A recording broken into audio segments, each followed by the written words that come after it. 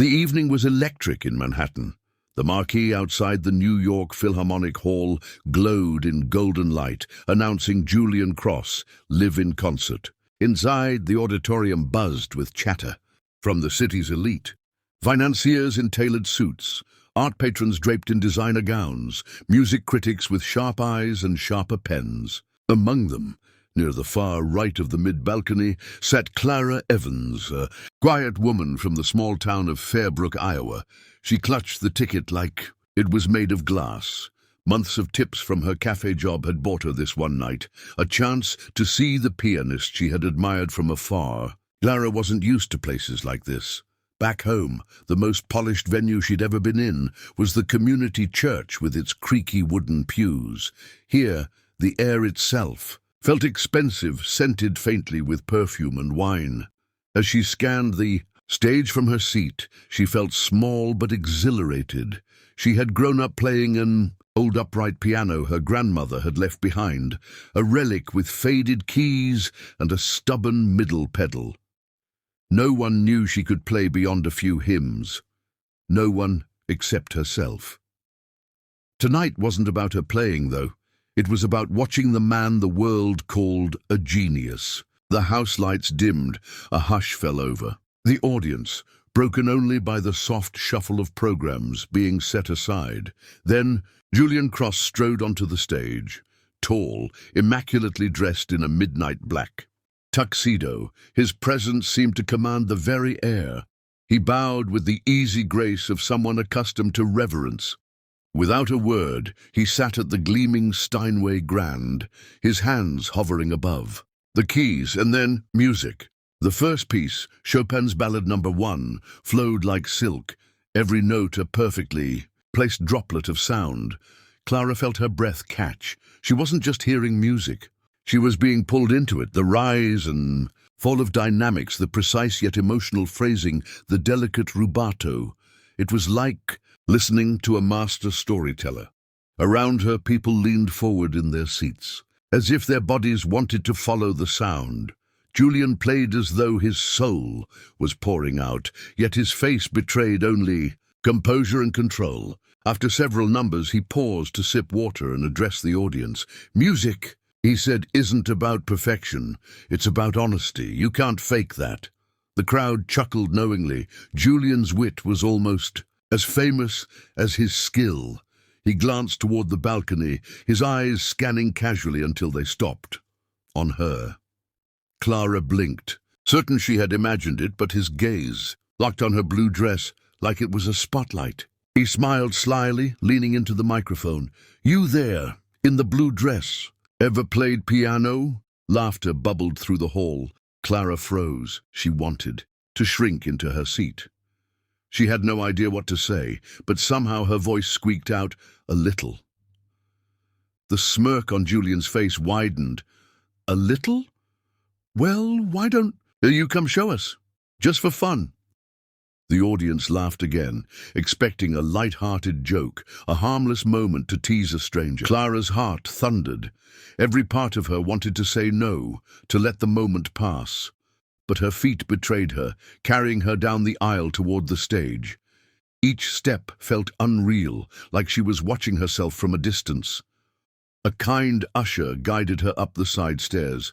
The stage lights were blinding, the silence from the audience deafening. She stood beside Julian, who gestured toward the bench with exaggerated courtesy. "All yours," he said. She sat, hands trembling. The Steinway's surface was cool beneath her fingertips. This was no dusty upright in a farmhouse. This was a concert grand, worth more than her entire hometown cafe. She closed her eyes for a moment, centering herself. When she opened them, her fingers found the opening chord of Beethoven's Moonlight Sonata. Soft, deliberate notes spilled into the hall, weaving a tapestry of sound that was fragile and haunting. The audience stilled almost instantly. Clara's touch on the keys was not just precise, it was intimate, each note cradled like a secret. The melody swayed with emotion, the triplet rhythm flowing like a gentle tide. Her mind wasn't thinking of the crowd or of Julian standing beside her. She was back in her grandmother's living room, a shaft of afternoon light across the keys, the world outside quiet except for the sound of her own playing. Halfway through, the mood in the hall had shifted entirely. The chuckles and whispers were gone, heads tilted forward, eyes softened, breaths slowed. Even Julian had stepped closer, his brow furrowed not in mockery, but in disbelief. Clara's phrasing carried an untrained yet deeply human quality, the kind of thing years of formal study could polish, but never create. She didn't just play the notes, she bared her heart through them. The final arpeggio faded into a silence so deep it felt like the world was holding its breath. Then an explosion of applause. Clara blinked, startled by the sudden sound. She rose from the bench, uncertain what to do. Julian stepped forward, taking her hand and raising it to the crowd. "Ladies and gentlemen," he announced, voice full of sincerity now, "I think I've just been humbled." The audience roared with approval. People rose to their feet, clapping and cheering as if they'd just witnessed history. Clara stood there, overwhelmed, cheeks burning, heart racing. She didn't know how to process the sudden flood of attention. This was supposed to be Julian's night, not hers.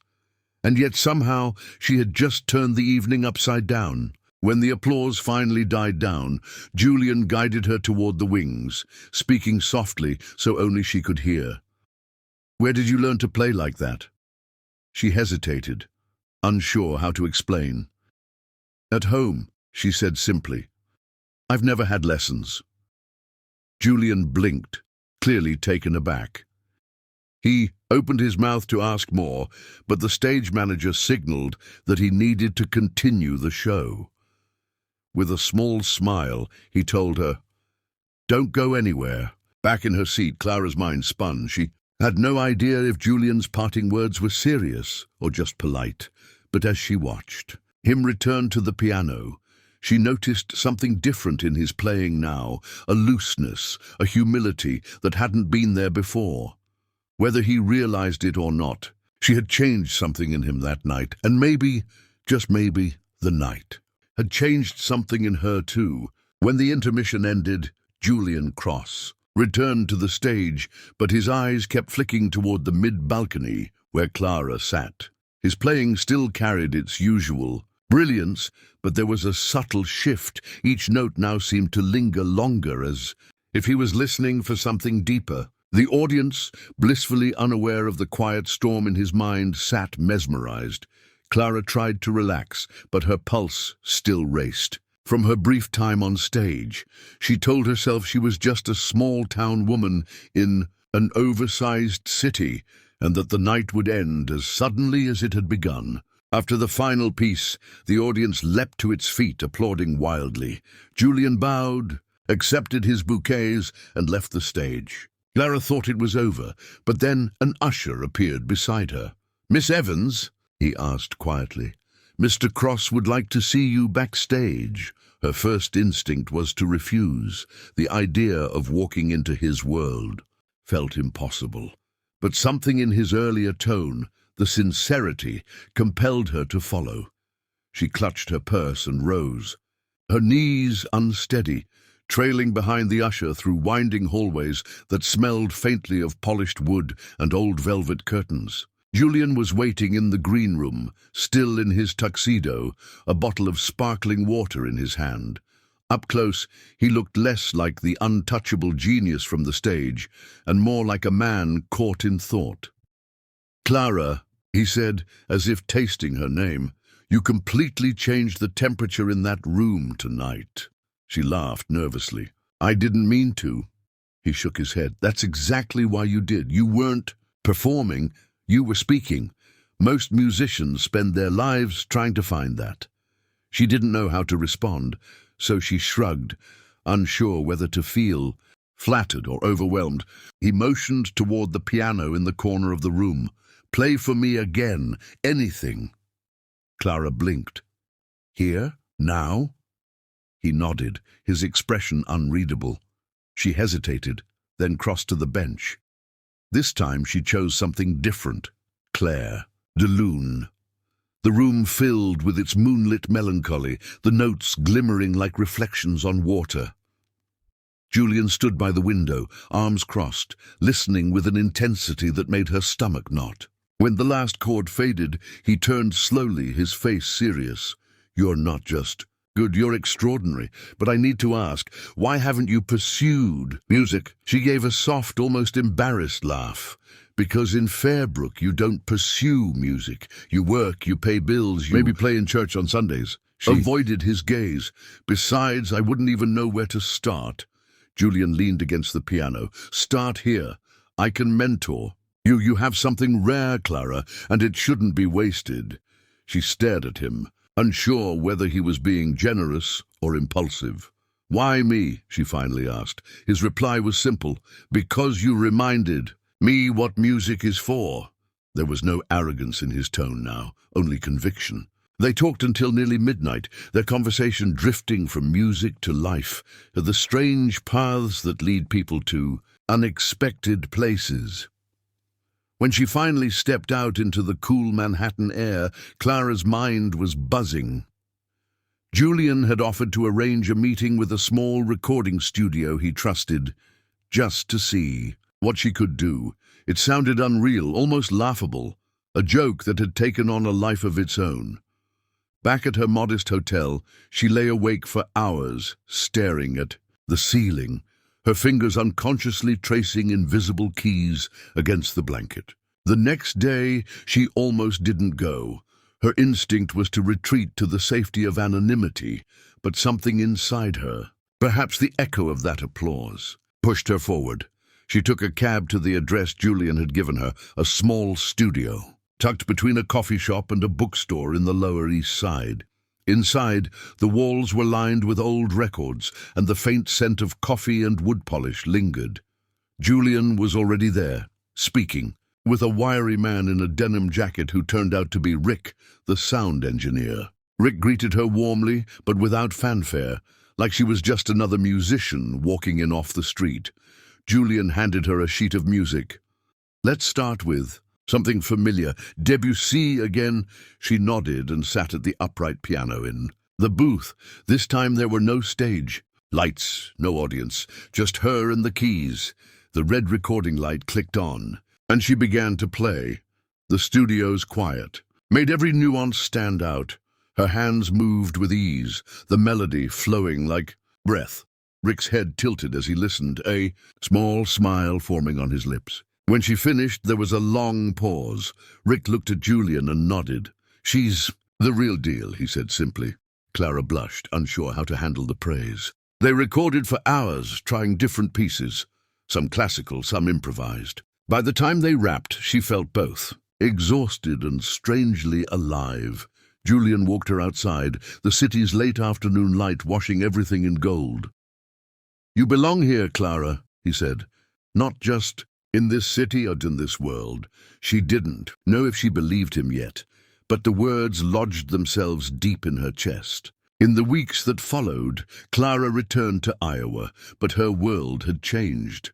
She still worked at the cafe, still lived in the small house with the crooked porch, but now there were late-night phone calls. With Julian, emails from Rick with rough cuts of her recordings, and a growing whisper in her mind, what if this isn't just a dream? Her regular customers began to notice the way she hummed while pouring coffee, or the faraway look in her eyes as she wiped down tables.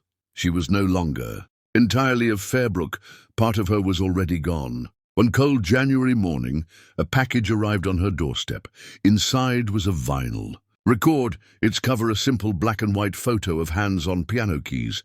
The name on it read Clara Evans, live at the studio. Her breath caught. She dropped the needle onto the record player, and her own playing filled the room, richer, fuller than she'd ever heard it. Alongside the record was a note from Julian. "This is only the beginning.